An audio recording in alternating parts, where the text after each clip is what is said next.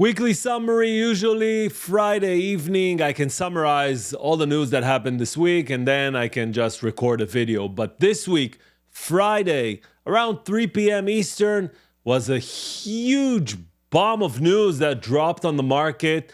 It impacted only several companies, but we're going to talk about the huge news. We're going to summarize the week and we're going to talk about everything that moved this week, all this ahead of Thanksgiving week. Are you ready for it?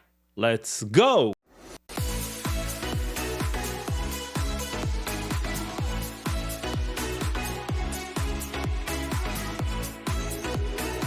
Hello everyone and welcome back to the channel. If you're new, hello. And if you're a repeating viewer, thank you very much for your loyalty. I'm Micha Stocks, and on this channel, Stock Talk with Micha Stocks, we talk about the stock market, everything that happened this week.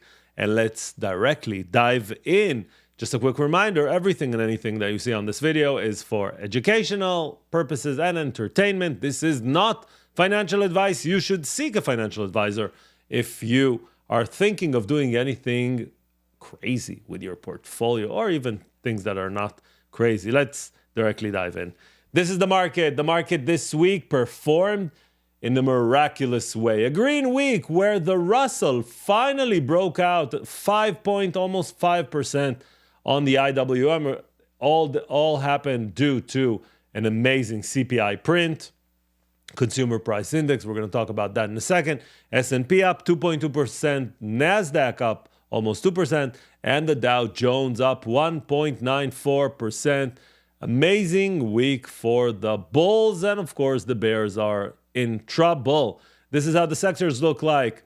Real estate is up 4.5%. Again, with CPI being very good, the market interprets that as no more rate hikes after that. Materials, and on the bottom we see consumer staples and energy.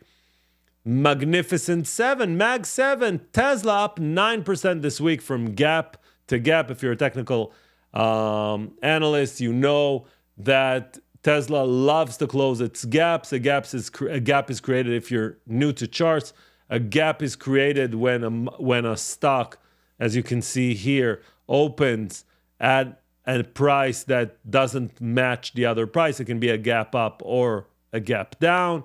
And usually the price closes itself, so there's no gap over time. And that's why Tesla's up 9%, Google up 2%, Nvidia up 2%, Meta up 1.9%, Apple up 1.7%, Amazon 1%, and Microsoft losing 2% due to Sam Altman. We're going to talk about that in a second. Otherwise, it would have been green as well. Heat map, or the lawn, you can say. Most of the things are green except Cisco, with a very mediocre forecast for the next quarter. Walmart starting to talk about deflation and the stock going down. In the case of Walmart, it's hitting all-time high. So 5 or 6% give back is not something that you should be too much afraid of, at least not at this point of time. Most of the market was green. You can see Mag 7 again leading the charge. Fear and greed, we're back in greed territory. As you probably know, buying stocks in the greed or extreme greed measurements usually means that you will see a pullback and probably you will be on the red. Again, I'm not telling you when to buy or what to buy. I'm just saying from a measurement perspective, usually fear and greed our actions around fear and greed should be different. When everyone is with huge fear or extreme fear, usually the smart thing to do is to buy. When they're in extreme greed, usually it's time to sell. And again, this is not financial advice. This is my observation. Crypto market didn't do much this week. Everyone's waiting for the ETF. Bitcoin is fractionally up 0.2%. Ethereum is down 4.7%, with ETFs waiting to be approved. And we also had earnings. Fisker reported earnings. We're going to talk about it in a second. The major companies were the retails. Target blew the earnings out of the park and the stock went up double digits. Same for Gap. Stock went up double digits. We talked about Walmart. Baba missed on the revenue. We're going to talk about that stock on the news itself. and other companies as well. This brings us, you know what? You can't summarize the week with a CPI. We had a CPI print this week, but we've got to start with this. OpenAI, Friday, 3:30-ish p.m. Eastern, announces that Sam Altman departs the company. Mira Murati is going to be the interim CEO, and the board is going to look for a new CEO for a company that there will be a lot of questions if it will still survive. The reasons for the departure, the oust, is not clear as of yet. After this departure, Greg Buckman also left and other researchers also left. It's going to be a huge mess in OpenAI in the next few days. Microsoft was surprised from it. Microsoft, remind everyone, invested $10 billion in OpenAI. Sequoia Capital and others. No one knew about it, and we don't know why it's happened. That's why it's very interesting. So everyone in the AI space, in the tech space, now is asking themselves two questions. Question number one, why did it happen?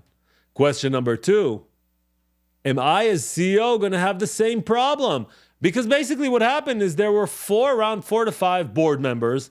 One was demoted, so that's not relevant. You got 4. They voted between themselves, and they fired the most dominant and connected person in the AI space, Sam Altman. This is definitely huge news, and we're going to probably update that in the next week's summary. CPI came in, as I said, cooler than expected. You can see here that prices did not rise in October. It doesn't mean that the prices didn't rise. All these bars shows that they rose during the year at a rate of 3.2%.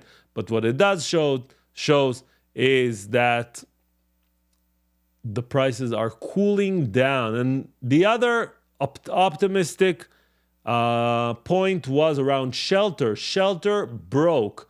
Broke meaning that prices are starting to hit the CPI and they're coming down. This might fuel more and more CPI prints, which are very low, maybe even negative. This is deflation, of course, and it might push the Fed to start reducing rates.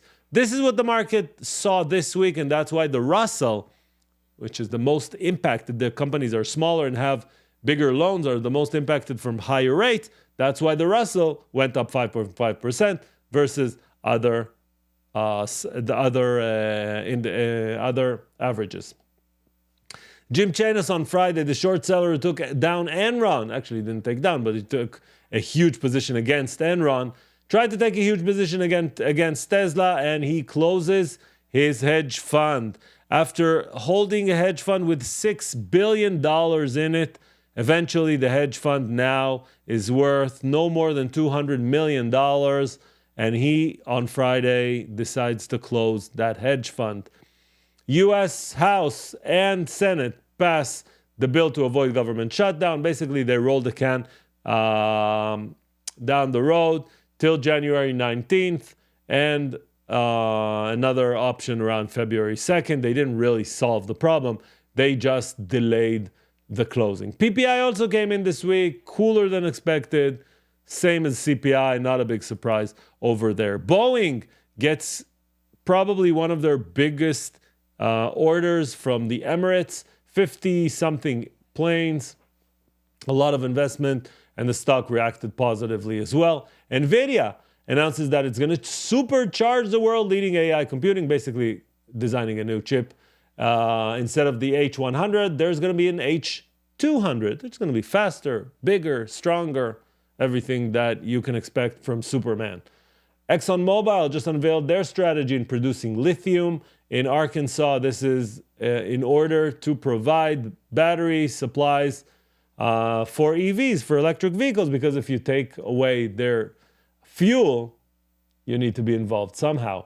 India is working very hard to cut their taxes in order for Tesla to be able to import cars into India and consequently into that, open a factory in India. India would love a factory with tens of thousands of employees in India, just like Apple is doing through Foxconn.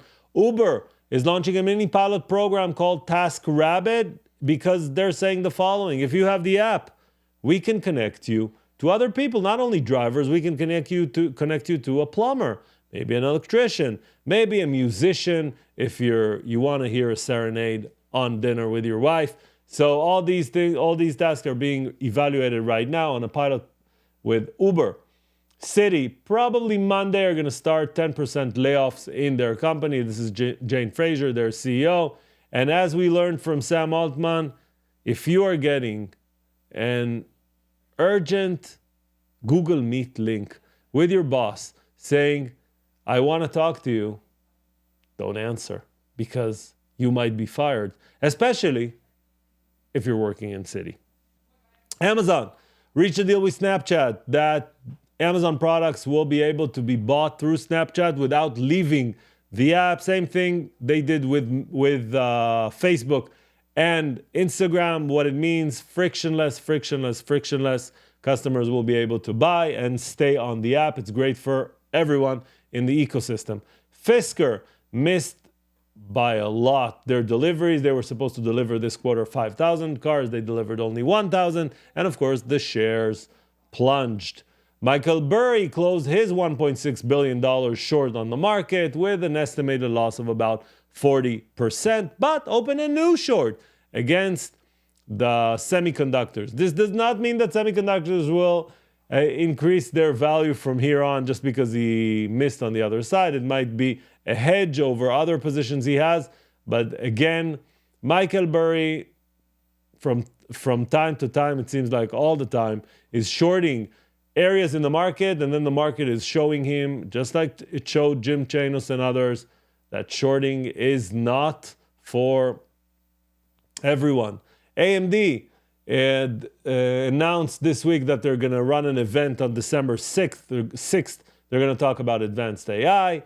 President Xi came to visit on San Francisco. San Francisco cleaned itself. All the homeless disappeared suddenly. And he met Biden, he met CEOs. They talked about how to cooperate, how to take fentanyl out of the streets, and of course, military cooperation between both countries.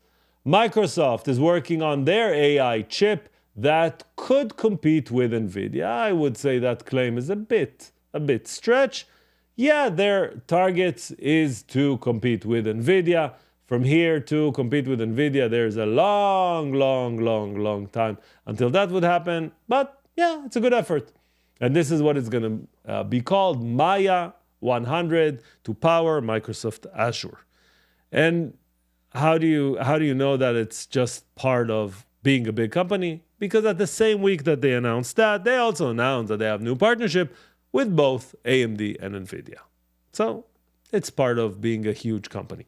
Alibaba fell after they missed their revenues, but also fell because Jack Ma, or his estate that holds his shares, is going to liquidate $871 million worth of shares. Guess what that's going to do to Alibaba, which is trading at the same price it traded like 5 or 6 or 7 years ago, with earnings triple than they were, revenues double or double and a half, crazy low evaluation. But again, the Chinese market is not something that the American investor is willing to invest in as of yet. Lucid introduced the Lucid Gravity, a new SUV from the high-end EV producer. Good luck. Amazon is going to launch a vehicle online, or basically an online vehicle sale on their website. Instead of just buying the regular things on Amazon, now you can order a Hyundai on Amazon. Interesting. And Walmart says that shoppers could see falling prices in the coming months. The only person that saw something falling is Walmart's CEO. After he said that, he saw his stock price plummeting 7%. And chipmaker Applied Materials is under U.S. probe, criminal investigation for potentially evading export curbs on China. That would be very interesting. And last but not least, ChargePoint. Very bad earnings with revenue far short than expectations. leadership team shakeup, CEO leaves, CFO leaves, and of course the shares get hammered 24 to 30% down during the day. All of that happened in only 5 days. Think of what's going to happen next week. But next week we're going to have 1 day less because of Thanksgiving. So these are the companies that are going to report next week. We're going to have Zoom on Monday. We're going to have Nvidia on Tuesday. And we're going to have other companies like Kohl's, Lowe's, Best Buy. You can see still retailers, Burlington, Dix, and others. But everyone's going to wait for Nvidia. Nvidia is going to be the one that is going to surprise or disappoint the market. Thursday, let's zoom out here. Thursday, no trading. Market is closed on Thursday. But on Tuesday, 2 p.m. Eastern, FOMC minutes are going to be published, which is the summary of the Fed meeting that happened 3 weeks ago. Those are FOMC minutes. And we will summarize with the S&P 500. This is the SPX, the index that follows the 500 biggest companies in the world. And these are Japanese candlesticks. The green lines are the 50-day moving average. The red line is the 200-day moving average. You can see that we are far from our moving averages, meaning that if you follow technical analysis, you know that moving averages usually are lines that stock prices love to come back to. Think about it as a rubber band or a spring that you maybe pull and then it comes back. And we are now entering an area which is very difficult for the market, between 4,500 and 4,560. This week is going to be probably a very slow week due to Thanksgiving and holidays and all that. It will be very interesting to see if we can conquer a higher price around 4,600. If not, we might see a pullback to around 43, maybe even 4,200. This would create a lot of bears happy, a lot of bulls frightened that we might see a fall, but that's something that is predicted. It's not something that should surprise you. You should ask yourself, what will you do if we're going to see that kind of a pullback to around 42, even 4,200, which is pretty much 10% or 8 actually, 6 or 7%, sorry. What would you do? Would you be super frightened or would you do other things as well? It might be between 5 to 6%. I wouldn't be too surprised, not because I'm a bear, just because it's what stock prices do. They go up, they come down, you can see it.